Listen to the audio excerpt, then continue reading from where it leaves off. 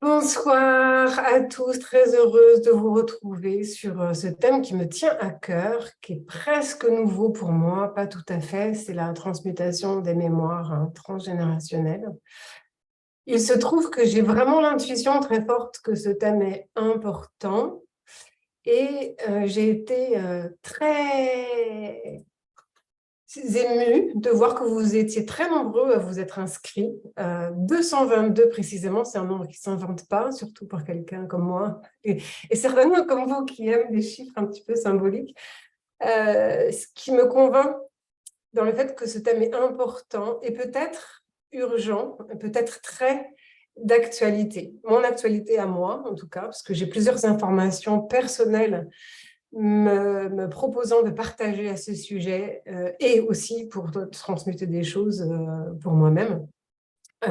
Et donc, je pense que, je ne sais pas si ça va faire sens pour vous, mais je pense qu'on est un certain nombre, comme je l'ai écrit récemment sur Instagram, à être venus pour nettoyer des blessures transgénérationnelles, peut-être pour mieux œuvrer à une métamorphose, passer à un autre type de civilisation que celle qui est en train peut-être de se terminer et qui a quelques résistances. Donc, il y a peut-être un petit peu de boulot encore à faire pour que cette métamorphose se fasse. Et je fais l'hypothèse très forte que cette métamorphose, elle se passe en bonne partie à l'intérieur de nous. Ça se passe en nous-mêmes. On va y venir, puisque je vais vous en parler un petit peu, mais comme le disent les textes sacrés, le monde extérieur est le reflet de notre monde intérieur. Donc, on est venu peut-être transformer des choses qui sont un peu lourdes, on va dire, des ombres à l'intérieur de nous qui doivent être nettoyées. Et de toute façon, c'est ce que j'aime faire, c'est vraiment œuvrer à la métamorphose. Moi, j'aime bien dire à la transmutation des ombres en lumière, en général. Je vais me présenter pour ceux d'entre vous qui me connaîtraient pas. Ce qui m'anime, justement, c'est la métamorphose pour des personnes, pour des collectifs, certainement, mais en tout cas, pour transformer ce qui fait poids en nous en quelque chose de profondément lumineux, avec la conviction puisée dans les sagesses anciennes, et pas une seule, plusieurs qui disent que nos ombres, elles sont justement là pour nous aider à identifier notre lumière. Alors tout ça, c'est issu d'une quête personnelle très forte qui date d'il y a très longtemps, où je ne comprenais pas le sens de la vie et je voulais désespérément comprendre le sens de la vie, de la mienne, de la vie en général. Et puis, mon chemin m'a montré que le sens de la vie était possiblement dans le sens des épreuves, parce que c'était les épreuves qui faisaient qu'il n'y avait pas de sens à la vie. Donc, je me suis dit, si les épreuves font qu'il n'y a pas de sens à la vie et que la vie doit avoir du sens, c'est que c'est les épreuves qui doivent en avoir. Donc, pendant un bon moment, j'ai désespérément cherché ce sens des épreuves, de la vie et tout ça. Et puis, j'ai eu la chance de découvrir des pépites, certainement comme vous, dans les textes anciens, dans les sagesses anciennes, et qui est une vraie méthode, en fait, qui dit que non seulement nos épreuves ne sont pas là par hasard, et certes, elles nous permettent de grandir, voire de transformer un petit peu notre vie et permettre l'élévation de conscience, mais en plus de ça, elles sont vraiment là pour être transformées. C'est comme si, en gros, nos embêtements étaient là pour nous prévenir qu'on n'était pas exactement au moment où on est, dans la juste voie qu'on s'est peut-être assignée avant. On va le voir parce que j'aime le côté très pragmatique et le côté un petit peu plus sensible et spirituel, et j'aime bien marier les deux, et c'est justement un des enjeux qu'on va certainement voir ensemble. Mais en gros, la métaphore, c'est les ombres sont là pour révéler notre lumière. Et les ombres, les nôtres, ce qui fait poids à l'intérieur de nous, qui nous viennent de notre enfance, mais peut-être bien au-delà, et on est là pour ça ce soir.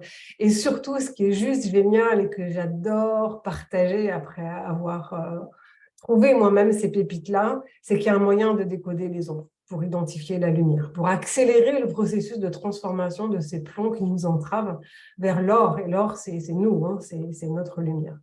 Donc, Cette méthode, comme je l'ai dit tout à l'heure, qui est vraiment un truc très structuré pour lequel j'ai eu la chance d'être grandement inspirée dans mon parcours de vie.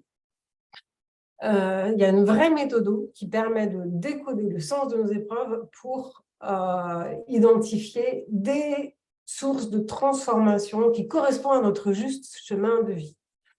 Alors, je ne veux pas en dire trop, mais un peu quand même, mais ça fait l'objet d'un livre détaillé qui s'appelle « Transformer ce qui vous plombe mon trésor ». Si vous avez envie d'avoir un peu plus, si vous avez envie d'aller un peu plus loin, vous pourrez vous y référer si vous le souhaitez.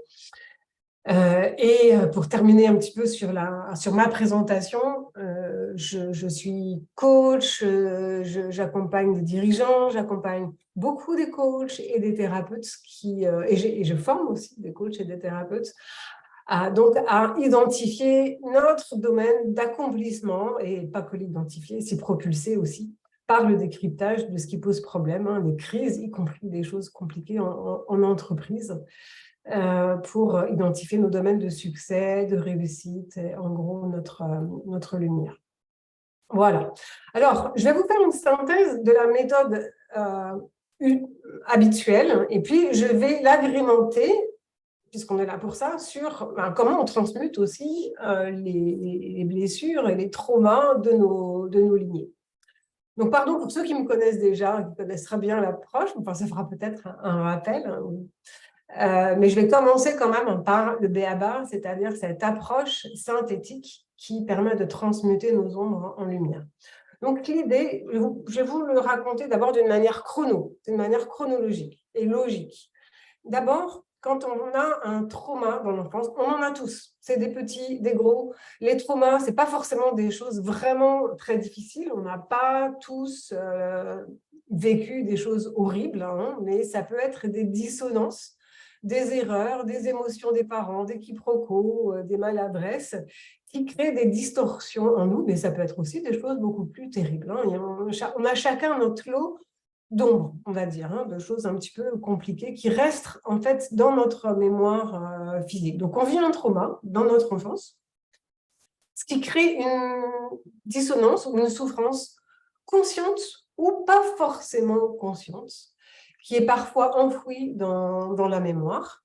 Et on n'y a pas accès parce que souvent, on s'est créé une barrière de protection qui a pu devenir un rempart. Alors, soit c'est des choses compliquées et la mémoire la cache, soit on n'a pas l'impression que c'est des choses dissonantes parce que c'est l'autorité parentale et la culture locale qui nous font avoir un certain nombre de croyances et on croit que c'est quelque chose de logique juste pour nous, alors que pour notre cœur, ça ne l'est pas forcément, donc il y a une dissonance. Donc, si je reprends un exemple que je vais prendre tout au long de cette masterclass, si on a eu dans notre histoire familiale de l'enfance, bon, évidemment de la généalogie aussi, on verra un peu tout à l'heure, quelque chose de l'ordre de la trahison du père, soit vis-à-vis de soi en tant qu'enfant, soit vis-à-vis de la mère, soit une énergie qui vient du père et qui dit qu'il y a eu une trahison quelque part. Eh bien, cette énergie-là, elle va s'inscrire en nous comme une marque de fabrique, qu'on en ait conscience ou pas, et qui va créer, d'une part, un certain nombre de lourdeurs, si c'est vécu comme tel, mais surtout, cette trahison, elle est censée provoquer une réaction logique qui est à l'opposé littéral de ce que c'est. Donc, si je vis une trahison, je vais aller chercher l'opposé, littéralement parlant, de ce qui a causé la souffrance en lien avec la trahison. Donc, selon notre histoire et selon notre karma, chacun, chacune, on va aller chercher, en fonction de ce qu'on met derrière la trahison, de la confiance, de la loyauté, de la fidélité, de la vérité. Après, ça peut être tout un tas de choses aussi. Mais ça devient une quête. Un peu comme si, alors je reprends cet exemple métaphorique qui est très conceptuel, mais qui est très parlant. Si j'ai une blessure associée au froid, j'ai de la souffrance associée à quelque chose qui est de l'ordre du froid, c'est logique que je me mets en quête de chaud pour compenser. Je vais à l'opposé de la dualité. Si j'ai souffert de l'abandon, je vais chercher à créer de la reliance. Injustice, justice. Si je suis seule, je vais chercher à me mettre en lien avec d'autres gens, etc. Ça, c'est un réflexe complètement logique. Et donc, nos blessures, elles vont créer des réactions qui sont pour partie diamétralement à l'opposé de la souffrance occasionnée. Et donc, ça crée des quêtes et des aptitudes, parce que finalement, on a pris l'habitude de solutionner la difficulté et on peut avoir créé une espèce de qualité ou de faculté ou d'aisance à aller chercher du chaud si on a eu froid et peut-être même à aller le faire goûter à d'autres. Donc, ces quêtes et ces aptitudes, je les appelle les talents et les moteurs, ça dessine notre personnalité. Et cette personnalité qui s'est forgée en réaction à nos souffrances, eh bien, elles vont, parce qu'on n'en a pas qu'une, elles vont dessiner quelque part notre destinée. On a une souffrance, ça crée des quêtes. Alors, il y a aussi des belles choses qui nous propulsent. On a aussi des lumières qui nous sont proposées par nos parents et on peut les utiliser. Le but du jeu, c'est justement d'alchimiser ces ombres qui deviennent lumière et les lumières qu'on a directement. Voilà. Alors, dans un premier temps, on va aller chercher le côté opposé littéral à la blessure qu'on a traversée. Et je vous livre un secret de plus, c'est que, étant donné qu'on a traversé cette souffrance-là, on peut dire qu'on en a une expertise. Et le but du jeu, comme c'est dit en alchimie, c'est de faire l'œuvre au blanc, c'est de laver la salissure associée à ce qu'on a appelé la blessure. Par exemple, si j'ai la trahison, c'est connoté négativement dans nos cultures. Mais en fait, la trahison, c'est une énergie qui est neutre, parce que parfois, il est bon de trahir. Mais si on a en nous inscrit que la trahison, c'est mauvais, on va avoir du mal à trahir. Et notamment trahir quoi? Les loyautés familiales. Je pris cet exemple pas tout à fait au hasard, parce que j'aurais pu en prendre d'autres, il y en a plein. Mais si on a une blessure de trahison, qu'on en ait conscience ou pas, dans notre histoire d'enfant ou dans nos transgénérations, c'est qu'on a quelque chose à faire avec la trahison après l'avoir nettoyée. Parce que, encore une fois, si on doit trahir des règles néfastes, des personnes toxiques, ou des engagements qui nous sont préjudiciables, ou des mauvaises croyances, ou des mensonges erronés, des habitudes, que sais-je, eh bien, il faut avoir pacifié et nettoyé la relation qu'on entretient avec cette expertise qu'on a, qui s'appelle trahison en l'occurrence. Mais on peut faire la même chose avec le mensonge. Une victime de mensonge, bien sûr, on se met en quête de vérité, de naturelle authenticité, mais on a une expertise avec le mensonge et donc on sait le détecter et on sait mentir à bon escient. Dans l'assistance, il y a ma sœur qui est comédienne. Pour être comédien, il faut avoir une énergie de mensonge pour pouvoir jouer un rôle qui n'est pas la vérité, pour pouvoir inventer un conte, pour pouvoir écrire des histoires imaginaires pour les enfants, par exemple. Il faut avoir l'énergie du mensonge, mais dans sa version positive. On n'est pas dans la vérité, on est dans autre chose, mais ce n'est pas, entre guillemets, mauvais. En tout cas, ça fait de mal à personne.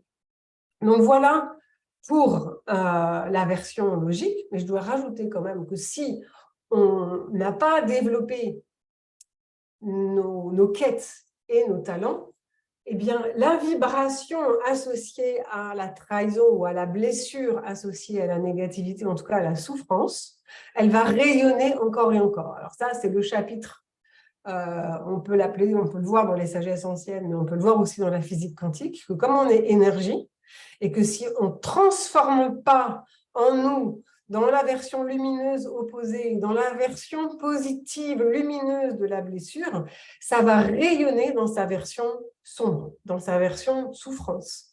Et ça va rayonner, on va le recevoir, puisque on attire à soi les énergies équivalentes à celles qu'on aimait. Donc, si j'ai trahison associée à quelque chose de dur en moi, je vais vibrer ça et recueillir encore et encore des situations dans ma réalité où il y a de la trahison qui me font mal, jusqu'à temps que je transmute la trahison dans sa version lumineuse et dans sa version opposée, qu'on peut appeler vérité, loyauté, confiance, y compris en soi.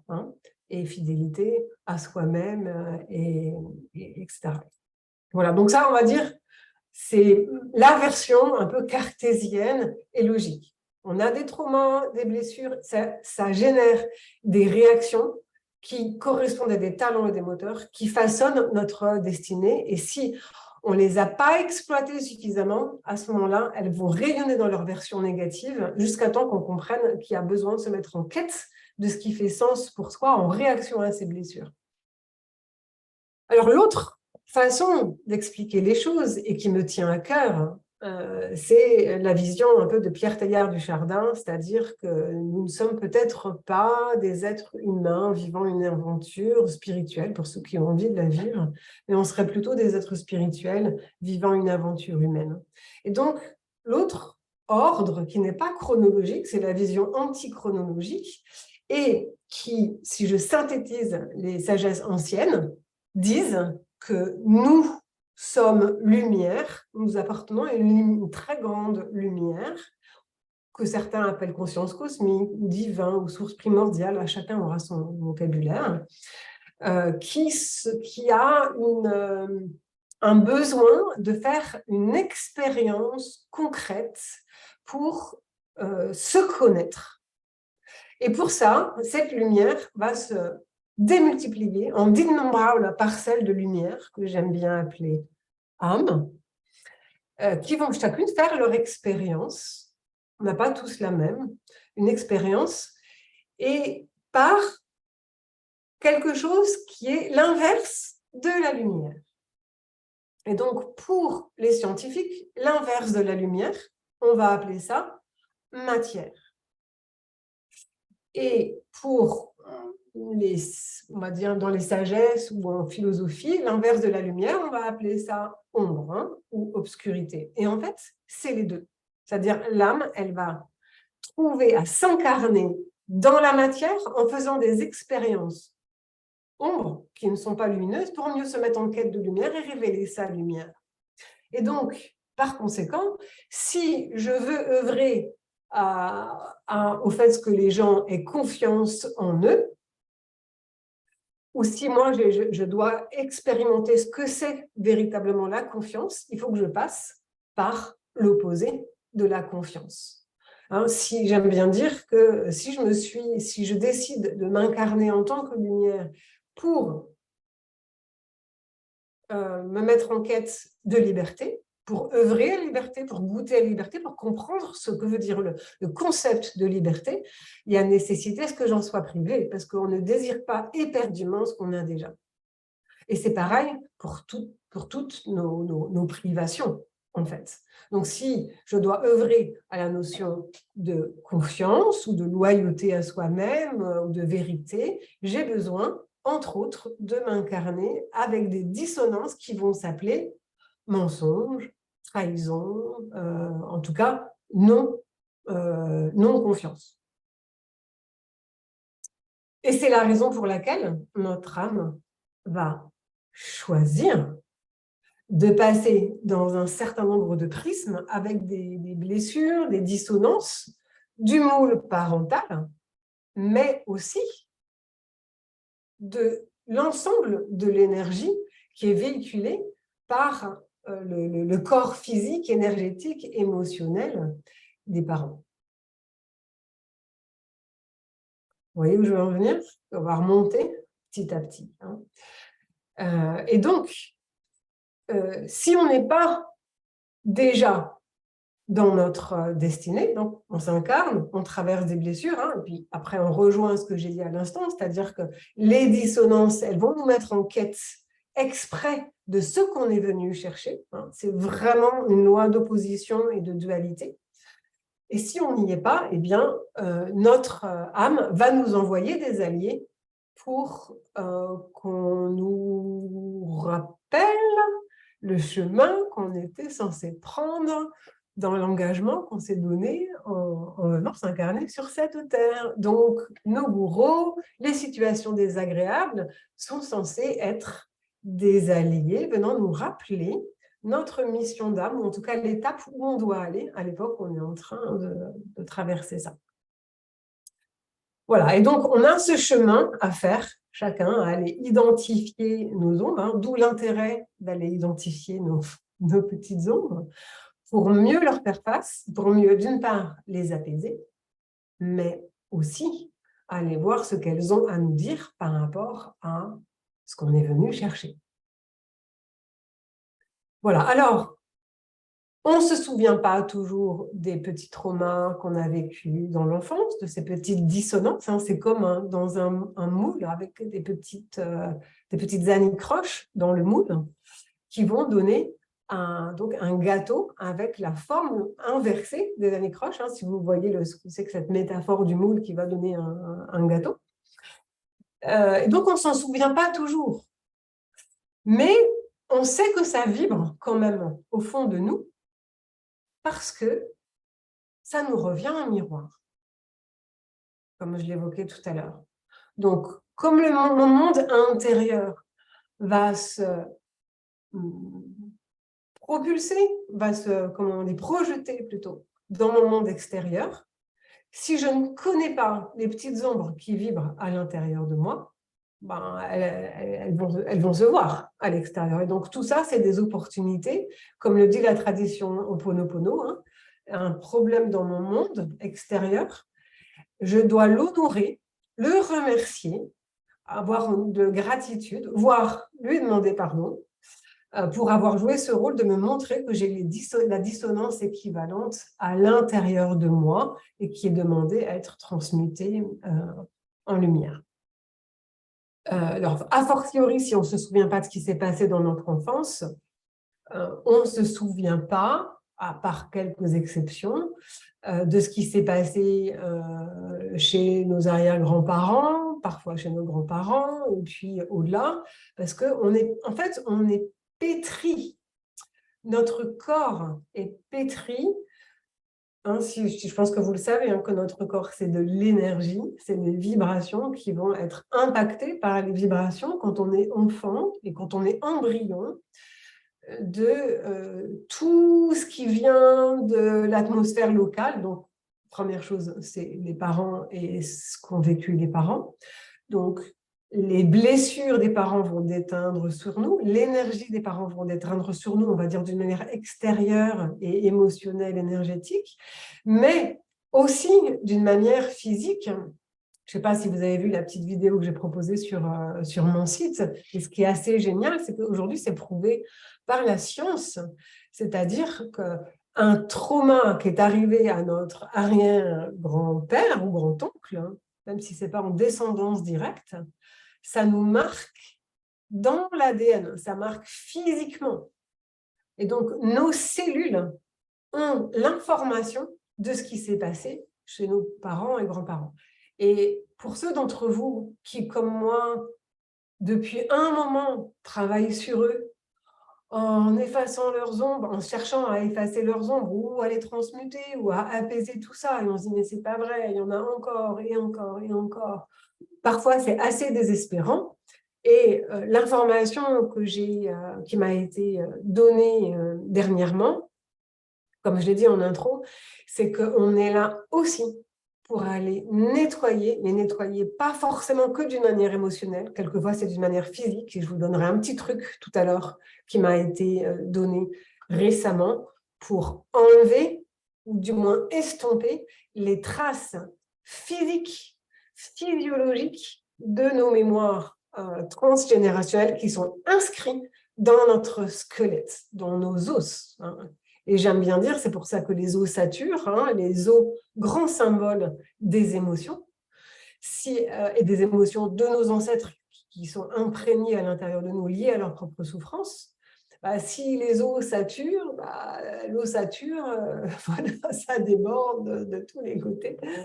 Ça se voit dans le monde. Et je pense que je ne suis pas la seule à remarquer ce qui se passe aujourd'hui comme petites et très grosses choses sombres qui ne sont que pour moi, vraiment des alarmes nous disant allez-y, continuez à aller voir ce qui se passe en vous comme trauma transgénérationnel. Et si vous êtes là ce soir, c'est possiblement à votre maille de colibri, vous avez un rôle à jouer pour transmuter vos propres ombres et peut-être pas que.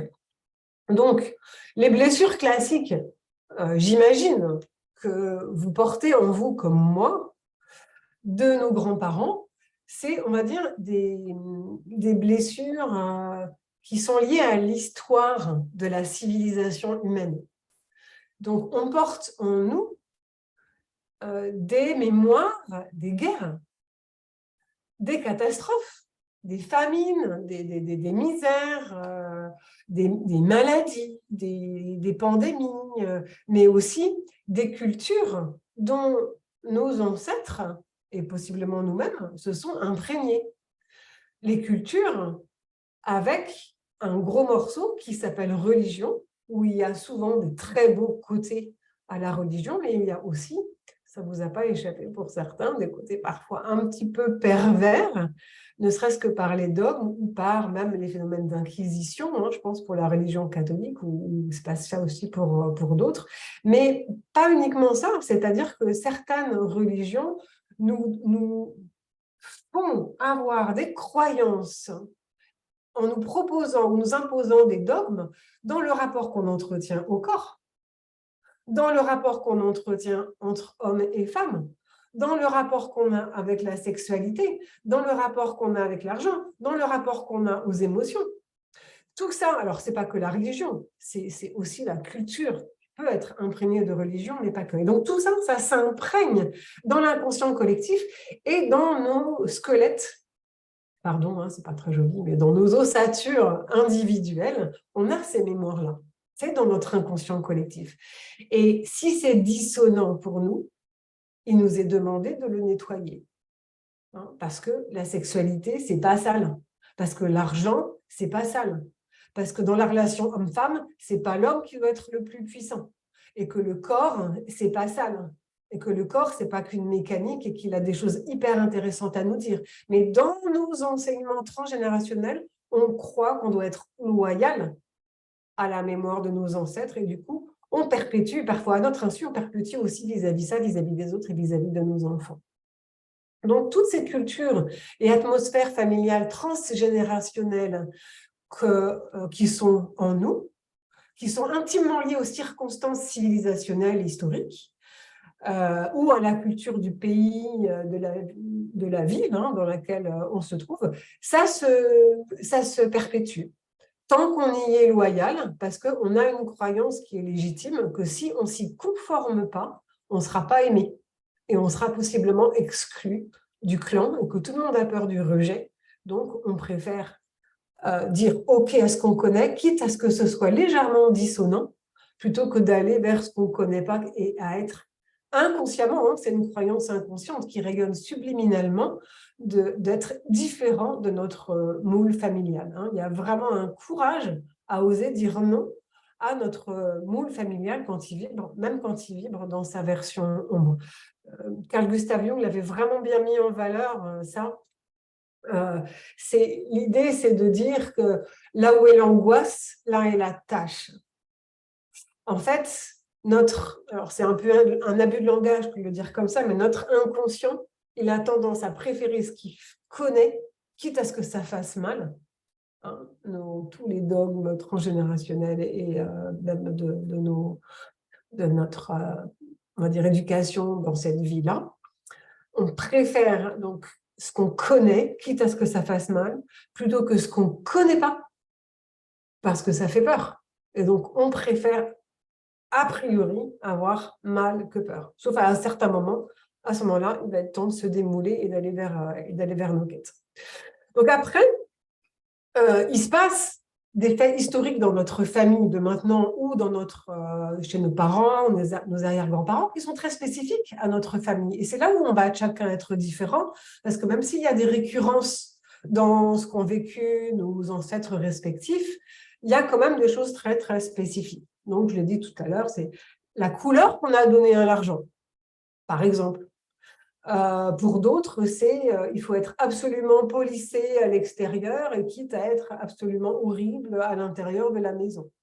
Mais ça peut être des choses plus simples du type les loisirs après le travail. Et qui a dit ça? C'est une croyance. Pourquoi est-ce que les loisirs, ça devrait être après le travail? Et pourquoi est-ce que dans certaines familles, le travail est la seule vertu et que le repos est mal considéré? Est-ce que c'est une vérité? Donc, on pourrait mettre comme ça en cause tout un certain nombre de choses dans le même registre. Il y a pas le droit de montrer ses émotions parce qu'il faut être fort. Hein, les émotions, les vulnérabilités, c'est considéré comme des faiblesses, on ne les montre pas. Mais est-ce vraiment une vérité à laquelle il faut être loyal? Et les enfants qui n'ont pas le droit de parler à table, n'ont pas le droit de s'exprimer parce qu'ils ne sont pas censés et doués de raison. Est-ce que c'est quelque chose de logique et de normal? Qui a dit ça? Mais tout ça, ce sont des transmissions généalogiques qui finissent par devenir des vérités auxquelles on ne se pose même plus la question parce que ça devient comme ça devient un dogme. Alors après, il y a des choses encore plus précises qu'on peut se passer dans les familles. Il y a pu y avoir des faillites, il y a pu y avoir des misères, il y a pu y avoir des manques d'argent, des injustices, des jalousies, des adultères, des morts de nourrissons, des rejets, des avortements, je ne sais pas. Enfin, j'imagine que vous savez une partie de ce qui a été vécu. Parfois, c'est des deuils soudains. Parfois, c'est des non-dits sur des choses qui sont peu avouables. Donc, on illumine l'histoire pour ne pas montrer des choses un peu trash. Donc, on fabrique des héros ou au contraire, on met des gens au banc parce qu'ils n'ont pas été justement loyaux au fait qu'il ne fallait pas dire des vérités pas très sympas alors qu'elles pourraient avoir un intérêt. La relation à la mort, la relation à la vie, bon, tout ça, ça s'imprègne en nous. Alors bien sûr, hein, il y a tout ce qui est inceste, viol, abus sexuel, et ça, peut-être que vous avez eu l'information comme moi, c'est le coucher du soleil, c'est pour ça que ça devient orange. Bref, je ne sais pas pour sortir de ce sujet, mais on est assez nombreux, paraît-il, c'est 30 à 50% des personnes, filles et garçons, qui ont vécu des attouchements sexuels, quel que soit le curseur où on le met. Hein. Quelquefois, c'est juste quelque chose de très malsain et quelquefois, c'est beaucoup plus violent que ça. Et donc, tout ça, si nous, on ne l'a pas vécu, on est presque sûr qu'au moins à des générations, grands-parents ou parents, ça a été présent puisque 30% des personnes en ont vécu. Et donc, c'est à l'intérieur de nous. Et si c'est à l'intérieur de nous, c'est pas forcément la faute à pas de chance. Comme je vous l'ai proposé tout à l'heure, de ce que j'ai puisé dans les sagesses anciennes, c'est que notre âme, quand elle s'incarne, comme c'est très bien dit dans le taoïsme, elle choisit ses parents. Donc, si elle choisit les parents, elle choisit tout le sac de mémoire transgénérationnelle qui vient avec. Et aujourd'hui, il est vraiment temps, je crois, qu'il nous est demandé d'aller regarder vraiment dans cette partie très, très immergée de l'iceberg pour qu'on œuvre chacun à notre manière, individuellement et collectivement, à la transformation de ces mémoires. J'aime bien dire, j'avais une autre réunion tout à l'heure, et il y a une métaphore qui m'est venue spontanément, c'est la métaphore de la montgolfière. Si on veut s'envoler, si on veut ascensionner avec tout ce que ça représente dans la noblesse de l'élévation de conscience, mais aussi d'envol personnel, comme la métaphore du papillon, et qu'on n'y arrive pas, parce qu'on est nombreux quand même à avoir du mal à décoller et à affronter et à dépasser justement ces choses terribles qui nous arrivent sur la planète, c'est parce qu'il y a des sacs de l'Est. Et les sacs de l'Est, il ne nous est pas forcément demandé de les couper pour nous envoler. On peut. C'est une manière de faire. En tout cas, c'est une manière de voir. Hein. Se laver, se délester, se libérer de ces sacs qui nous entravent, qui ne nous appartiennent pas. Mais en fait, ils nous appartiennent parce qu'on est venu les chercher. Et donc, si nous, on est venu les chercher, c'est qu'ils nous appartiennent. Donc, le but du jeu, ce n'est pas forcément de s'en délester, mais de les transformer en trésors. Vous vous souvenez, ce trésor, c'est notre lumière personnelle. Donc, ce n'est pas que les blessures de nos enfances, c'est aussi les mémoires transgénérationnelles et on a à les transmuter de la même manière qu'on a à transmuter nos blessures d'enfance. Donc, Si je reprends ma métaphore de la montgolfière, la première chose à faire, qui est très simple, que je vous partage, c'est le repérer. C'est d'oser dire, OK, j'ai des ombres. Et là, c'est facile. Soit on le sait déjà, parce qu'on a questionné maman, on connaît l'histoire de grand-mère ou de l'arrière-grand-mère, et l'information, parfois, elle vient juste à point nommé au moment où on est prêt à la transmuter, où on est prêt à la connaître. Donc, soit on le sait, et on a quelque chose à en faire, chacun avec notre façon de faire, ou avec la mienne, hein, en la transmutant en or, mais il y a plein d'autres façons de faire pour apaiser ces souffrances-là, notamment de ce qui a été vécu chez les femmes, hein, parce qu'il y a un grand mouvement de libération et de transformation de la perception qu'on a du féminin pour que la femme et le féminin, dans toutes ces composantes symboliques, reprennent toute leur place. Donc, soit c'est explicite, on sait ce qu'on a à faire, soit on ne le sait pas. On sait qu'on a possiblement, il y a des choses en nous, mais on ne sait pas ce que c'est. Mais à ce moment-là, la vie, elle est bien faite, puisque comme on rayonne ces ombres, elles sont reflétées dans notre monde. Donc, tout ce qui va vous être pénible, voire carrément insupportable de ce qui vous est reflété dans votre monde extérieur, soit dans votre microcosme, hein, c'est le conjoint, les enfants, au bureau, tout ça, mais ça peut être aussi ce qui se passe sur la planète. Et on n'est pas tous incommodés par les mêmes choses. Certains vont être incommodés par Trump, d'autres vont être incommodés par Poutine, d'autres vont être incommodés par Zelensky. Et peu importe, l'important, c'est d'observer que ce qui nous incommode, c'est le reflet de quelque chose qui est à l'intérieur de nous. À nous de trouver la bonne métaphore et de mettre les justes mots sur les mots pour repérer que cette ombre, OK, elle est là. Donc ça, c'est la première phase. J'y fais face. Je ne la fuis pas, je ne lui dis pas non, je ne lui rabats pas son caquet, je dis, OK, ma chère, tu es là, c'est pas agréable, mais je te prends. Je décide de te prendre, j'ai quelque chose à faire avec toi. La deuxième étape, c'est un peu ce que je viens de dire, c'est pas que lui faire face, c'est l'accueillir. Tu es une partie intégrante de moi. J'ai quelque chose vraiment à faire avec toi, je te reconnais, j'arrête de te renier, de te combattre, de te minimiser, je sais que tu es là. Parce que si on minimise l'ombre, on minimise le féminin. Sans qu'il y ait d'amalgame de mal et de bien, c'est que l'ombre, c'est ce qui est à l'intérieur de nous. Et donc, une des façons de faire, d'œuvrer à l'émergence du féminin sacré, c'est d'aller chercher les ombres pour les transformer en lumière. Première étape, la repérer. Deuxième étape, on l'accueille comme faisant partie intégrante de soi parce qu'on est ombre et lumière de la même manière qu'on est esprit et matière dans la tradition alchimique et dans la tradition taoïste. La troisième étape, c'est de nettoyer la souffrance qui a été associée. Hein, vous vous souvenez, si j'ai une blessure de trahison, je ne nie pas que ça fait mal, mais le but du jeu, c'est de se dire, j'ai une expertise avec la trahison, j'ai quelque chose à faire avec ça. Peut-être trahir les mémoires familiales pour ne plus leur être loyales. Je prends cet exemple très connoté exprès, comme je vous l'ai dit tout à l'heure. Hein.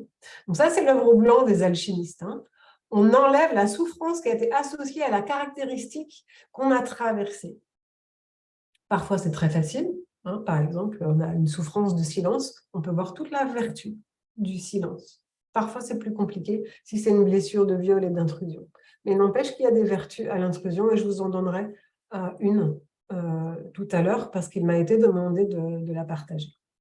Et donc, on nettoie la souffrance, émotionnellement et physiquement. Et la quatrième étape, c'est la transmuter. En allant rechercher, en allant exploiter les talents et les moteurs qu'on a été chercher pour être dans notre juste domaine d'accomplissement qui correspond à notre destinée. Donc, avant d'aller un petit cran plus loin et de passer aux questions-réponses, je vais vous partager quelque chose qui est très singulier. Vous n'êtes pas obligé d'adhérer. Il m'a été demandé de le donner. Une transmission pendant une cérémonie chamanique où j'ai canalisé des informations précieuses sur une des manières de transmuter physiologiquement nos blessures transgénérationnelles qui sont dans notre ossature. Et c'est pour ça que les ossatures, c'est-à-dire les émotions, nous submergent et demandent à être nettoyées. Alors, je vais vous livrer qu'un petit filigrane. Ça peut paraître assez incroyable, donc prenez-le comme une hypothèse et un terrain d'expérimentation que je suis en train d'expérimenter moi-même, parce que moi-même, j'ai eu beaucoup de mal à croire ce qui m'a été donné comme enseignement. Je croyais que nos blessures émotionnelles et transgénérationnelles étaient à l'intérieur du corps, certes, mais dans une espèce de nébuleuse informe, hein, quelque chose d'énergétique, émotionnel, énergétique. Et l'information que j'ai reçue, qui était très puissante, c'est que ce n'était pas ça du tout. Que les blessures, elles sont en grande partie incrustées dans nos os. Et que une des manières simples de les apaiser, de les nettoyer et peut-être même de les transmuter, c'est d'aller les chercher et de les apaiser dans le corps. Alors, une partie d'entre elles sont dans les côtes de notre cage thoracique.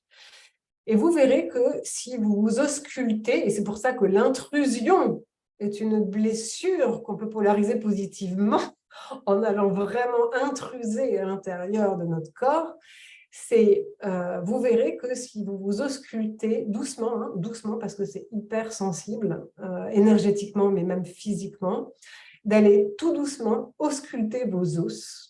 Là, je ne sais pas si vous voyez ce que je suis en train de faire, mais d'aller ausculter tout doucement, et de sentir là où vous avez des douleurs. Et quand vous sentez que vous avez une douleur, eh bien là, le but du jeu, c'est de triturer doucement, à votre rythme, selon votre instinct, selon votre intuition. Vous pouvez tournicoter, vous pouvez appuyer à la manière de l'acupressure ou du shiatsu, si certains connaissent, mais vous pouvez aussi tourner, vous pouvez aussi tapoter à la manière de l'EFT ou faire des vibrations comme ça. Donc, vous ferez l'expérience au moment où vous pensez que c'est juste pour vous. Ce n'est pas plus compliqué que ça. Et ça peut être partout. Ça peut être dans le crâne, dans les mandibules, dans les doigts, dans les tibias, partout dans vos os. Il y a des petites anfractuosités et on n'a pas les mêmes douleurs partout. C'est pour ça que c'est quelque chose plutôt du type de l'auto-guérison que j'ai appelé pour l'instant micro-stéo-intuitive. Parce que c'est vraiment chacun qui sait où sont les douleurs. Hein. Donc, à vous de voir ce que vous avez envie d'en faire. Il m'a été demandé de transmettre, donc vous êtes les premières personnes à qui je le dis officiellement. Donc, vous verrez si vous avez envie d'expérimenter ça et si ça vous fait du bien. Voilà, et donc en guise de conclusion pour cette première partie, j'ai vraiment à cœur de vous redire qu'on a tous ce rôle à jouer, d'identifier, grâce à ce qui nous est reflété dans le monde, nos petites et gros traumas de notre vie, là, dont on s'est imprégné, et de ce qui nous a été légué dans les cellules, dans l'ADN de nos parents. Et donc, dès notre naissance, dès qu'on est même embryon, dès que l'ovule est fécondé par le spermatozoïde, paf, j'ai envie de dire, il y a vraiment toute l'information de nos lignées qui est déjà là. Hein. Donc, on n'est coupable de rien, contrairement à ce que vous nous faire croire un certain nombre de traditions, de religions. Notre âme, vraisemblablement, a choisi ça pour une raison précise, pour s'en émanciper et utiliser cette matière-là dans notre domaine d'accomplissement. Et si on est dans notre domaine d'accomplissement, on sera dans notre pleine puissance, on sera dans l'abondance, on sera dans la fluidité.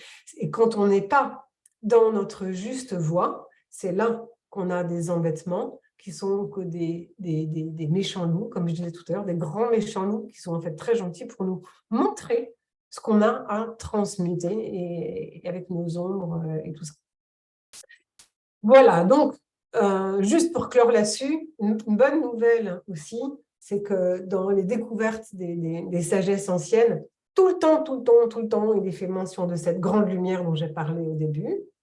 Et cette grande lumière, c'est elle qui s'envoie les ombres.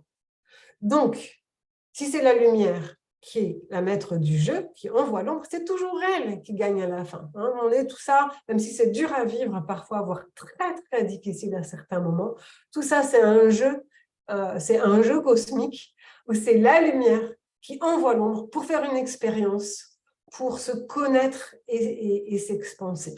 Donc, pensez régulièrement à ça. C'est quand vous traversez une ombre, c'est la lumière qui vous l'envoie. Ce n'est pas toujours facile, à quelquefois c'est oups, voire pire.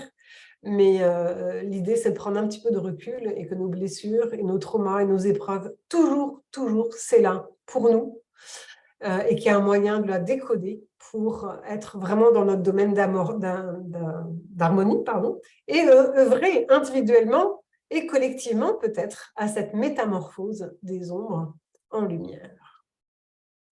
Voilà. Alors, je vous dis à très bientôt et je vais clore cet enregistrement et je vous propose la suite dans un instant ou sur une autre vidéo pour les questions et réponses avec tous ces partages.